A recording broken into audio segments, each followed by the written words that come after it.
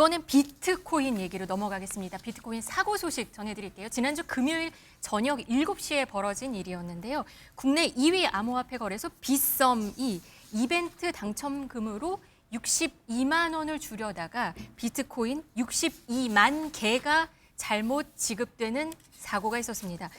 뭐 비트코인 가격이 대략 1억 원이라고 치면 62만 원이 아니라 62조 원을 직원이 입력 실수로 이런 일이 벌어진 거예요. 근데 재밌는 게 한 명은 5만 비트코인을 받았더라고요. 우리나라 돈으로 계산했더니 5조 원이 갑자기 계좌에 찍힌 거예요. 좀 놀라운 일이 벌어진 네. 건데요. 사실 뭐 많이들 이용하신 토스 같은 데 보면 이벤트로 해가지고 왜 10원, 20원 이렇게 주잖아요. 빗썸 같은 경우에도 그런 여러 가지 이벤트가 있습니다. 그 가운데 이제 랜덤 박스라고 하는 게 있는데요. 이 포인트를 뭐 매일매일 출석한다든가 하는 식으로 모아가지고 모으면 그 랜덤 박스를 살 수가 있어요. 네. 그래서 저도 사봤는데 예를 네. 들면 제가 이제 1,000포인트를 모아서 랜덤 박스를 사면 그 랜덤 박스 안에는 1,000원 이상의 무언가가 항상 들어있습니다. 저도 1,000원 넣고 한 5,000원 정도 이제 뽑아봤거든요. 네. 그런데 이번에 이분 같은 경우에는 이제 1,000원짜리 랜덤 박스를 샀는데 거기에 5,000원이 아니라 5,000개의 비트코인이 들어있었던 5만 개요. 거. 5만 개. 5조 원, 5조 원. 이분 같은 경우에 이제 5만 개가 들어있어요. 잘 뽑으면 이제 5만 원도 뽑을 수 그러면 있거든요. 이렇게 직접 본인이 해서 바로 받는 거였군요. 네, 맞습니다. 계좌에. 그 랜덤 박스를 사고요. 그 박스를 오픈하면 딱 열리면서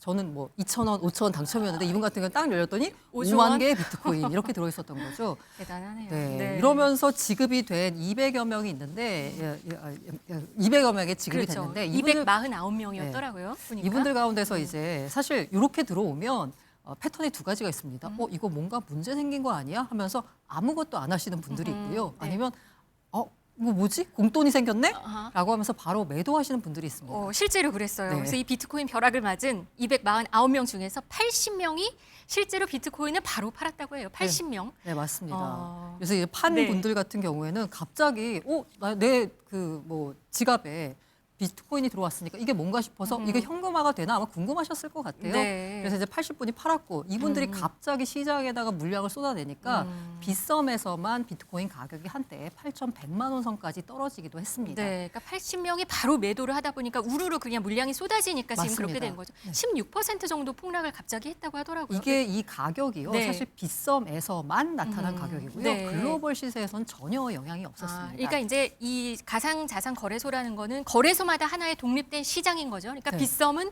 빗썸. 그러니까 업비트에서 주문을 넣으면 업비트. 그러니까 지금 맞습니다. 빗썸에서 사고가 났기 때문에 빗썸에서만 이렇게 벌어졌다 이렇게 볼 수 있는 거죠. 사실 우리가 업비트 빗썸 하면은 거기서 주문을 넣기 때문에 뭐 삼성증권이나 키움증권하고 비슷한 거 아니야라고 생각을 하고 있지만 사실 이 부분들은 엄연히 거래소입니다. 그래서 지금의 이제 코인 거래소를 보자면요, 증권사, 거래소, 예탁결제원, 주식시장에서 벌어지는 모든 일을 하나의 주체가 지금 담당하고 있어서요. 네. 이번에 사건이 벌어졌을 때도 이렇게 이 거래소라고 하는 코인 거래소 주체가 증권사의 역할, 거래소의 역할, 그다음에 예탁결제원 역할 이걸 다 하는 게 맞느냐라는 지금 문제의식이 다시 한번 제기되고 있는 상황이긴 합니다. 네, 지금 249명이 당첨이 됐고 대부분 1,956억 원, 그러니까 2,000억 원 가까운 돈이 이제 입금이 그러니까 그 찍힌 거잖아요. 찍혔어요. 일단은 네네네. 판 사람도 있고 아니면 다른 코인으로 다시 산 사람도 네, 있더라고요. 맞아요.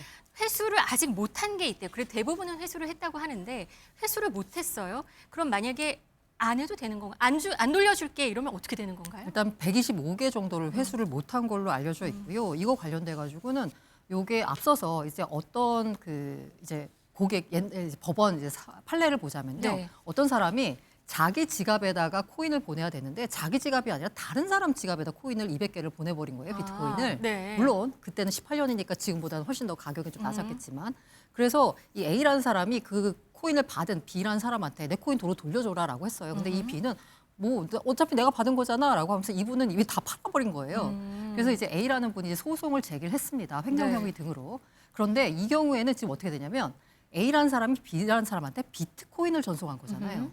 근데 이 비트코인 자체는 사실 이게 경제적 가치가 있냐 없냐 요거를 횡령죄로 볼 수 있느냐 부분에 있어서 대법원이 제물로 인정하기 어렵다. 물리적 실체가 없기 때문에. 과거에 이런 사례가 네, 있었다는 알고 거군요. 있었어요. 네. 그런데 이번에 차이점은 뭐냐면 아까 이 사람은 A가 B한테 코인을 전송한 거잖아요. 그러니까 A와 B 사이에서 이루어진 거래는 코인만 이동한 겁니다. 그러니까 코인에 재물 가치, 경제적 가치가 없다라고 한 거잖아요. 네. 근데 이번에는 빗썸에서 받은 이 고객들이 이걸 팔아서 원화로 환전을 해버렸어요. 때문에 환전한 순간 이게 경제적 가치가 생겨버리는 거잖아요. 때문에 지난번과 같은 식으로 이제 뭔가 이거는 경제적 가치가 없기 때문에 처벌이 불가하다라는 식의 판결이 나오기는 좀 쉽지가 않을 것 같다라는 거고요. 왜냐하면 네. 원화로 환전이 됐기 때문에 다만 이걸 이제 횡령죄가 될 거냐 부분에 있어서는 그 부분은 사실 고개를 갸웃거리는 분들이 많고요. 다만 민사소송을 통해서 돌려받을 수는 있다라는 건데 문제는 뭐냐면 만약에 이걸 판 사람이 이걸 다 어디다 써버렸다. 그래서 현재 재산이 없다라고 하면 사실 받을 길은 없죠. 참 골치 네. 아플 수도 있겠네요. 근데 네네네. 지금 사고 당시에 봤더니 빗썸 내부 유통량은 46,000개였어요. 그리고 62만 개를 쐈으니까 66만 개로 넘어간 거란 말이 엄청 커진 거죠. 사실 유령 비트코인이 생겨버린 거잖아요.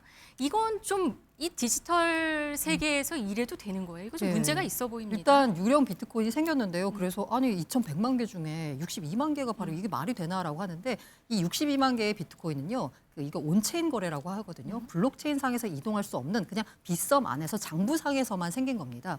때문에 만약에 이제 누군가가 이거 62만 개 모든 사람이 다 249명이 나서가지고 이 2만 개 비트코인, 62만 개 비트코인을 외부로 전송하려고 하면 네, 이건 안 안 된다. 되는 거죠. 왜냐하면 갖고 있는 것 자체가 4만여 개밖에 안 되는 거기 때문에요. 네. 다만 여기서 이제 문제가 뭐냐면 이게 실제로 갖고 있는 것과 발행하는 비트코인의 양을 항상 맞춰야 되거든요. 네. 근데 이게 맞추지 않고 갖고 있는 것보다 더 큰 양을 발행하도록 시스템적으로 허용해 뒀다는 거, 이걸 막는 장치가 없었다는 거. 그리고 사실 그 사람이 하는 거잖아요. 사람이 실수할 수 있죠. 하나의 사람은 실수할 수 있지만 요걸 다시 점검하는 또 관리자가 있어야 될 거 아니에요. 네. 그런데 2차, 3차 검증 시스템이 없었다는 점. 이걸 이제 금융기관에선 내부 통제라고 하는데 아무래도 코인거래소 같은 경우에는 이 내부 통제 장치가 사실 제대로 없었다라는 게 이번 사태의 문제점이고요. 이 금융당국도 나서서 이 내부 통제 절차를 강화하겠다라는 식으로 대책을 내놓고 있는 상황이긴 합니다. 유령 비트코인은 사실 등장한 거잖아요. 그럼 내 비트코인은 괜찮을까라고 걱정하시는 네. 분들이 있을 것 같아요. 네, 비트코인은 괜찮습니다. 괜찮습니까? 네, 괜찮습니다. 이번 사고가 2018년 삼성증권에 있었던 유령 맞아요. 주식 사고 이걸 떠올리게 하거든요. 이때도 문제가 뭐냐면 이게 원래 자사주, 우리 사주를 갖고 있는 이제 직원들에 대해서 배당금을 지급해야 되는데 1,000원을 지급해야 됐어요. 그런데 1,000주를 지급을 해버린 겁니다. 그러다 보니까 뭐 되게 어마어마한 돈 갑자기 이제 배당금으로 수령을 하게 된 거죠. 그래서 1,000원 아니고 1,000주로. 1,000주로 받게 된 거죠. 네. 근데 이게 삼성증권 사태가 더 약간 더 파급이 컸던 건 뭐냐면 영향이 컸던 건 뭐냐면 이게 사실 삼성증권의 주식 바로 한도를 초과하는 그 주식이 발행이 된 거예요. 주식 발행 한도가 있습니다. 네. 각 주식마다. 이거 한도를 늘리려고 하면 주주총회를 거쳐야 돼요. 그런데 그 절차 없이 그냥 한번 전산상으로 해서 그냥 주식이 발행이 돼버린 겁니다. 여기서 또 문제가 뭐냐면 그 받은 주식을 이게 좀 문제는 도덕적 해이 논란이 나왔던 부분이 뭐냐면 이 받은 사람들이 아까 제가 우리 사주라는 말씀드렸잖아요. 삼성증권 직원들이에요. 그 금융회사 직원들이고 사실 사정을 알 만한 사람들입니다. 그럼에도 불구하고 자기 계좌에 그렇게 큰 금액이 찍히니까 시장가로 매도를 해버린 네. 거예요. 그러다 보니까 삼성증권의 가격이 일시적으로 10% 넘게 폭락하는 일이 벌어졌습니다. 빗썸 가는 사태가 다른 게 뭐냐면 빗썸 같은 경우에는 빗썸 안에서의 가격만 흔들렸거든요. 근데 이거는 삼성증권이 판 건 한국거래소 안에 있는 삼성증권의 주가가 흔들린 거잖아요. 네. 그러니까 삼성증권이 아니라 다른 키움증권, 한국투자증권에서 거래하던 사람들도 갑자기 삼성증권 가격이 떨어지니까 주가가 무슨 일이 생긴 거 아니야? 라면서 동반 투매에 나서는 일이 벌어지긴 주식 했습니다. 시장은 하나의 단일 맞아요. 시장이니까 이런 일이 있었고. 그러다 보니까 실제로 그때 급락에 따라서 나의 의지와 상관없이 매도한 분들은 사실 평가 손실을 보게 생겼죠. 그래서 이분들이 사실 대법원에다 법원에 소송을 했거든요. 그런데 1심에선 일부 승소했지만 2심, 3심에서 패소하면서 보상을 받지는 못하게 됐습니다. 다만 아까 그 주식을 판 직원들이요. 전부 다 뭐 징계, 해고 뭐 여러 가지 조치가 이루어지고요. 그중에 4명은 집행유예가 있는 징역형을 선고받기도 했습니다. 네, 이번 빗썸 이 유령 비트코인 사건은 전체 비트코인 시장 자체에는 영향이 없습니다. 없는 걸로. 네네네. 네.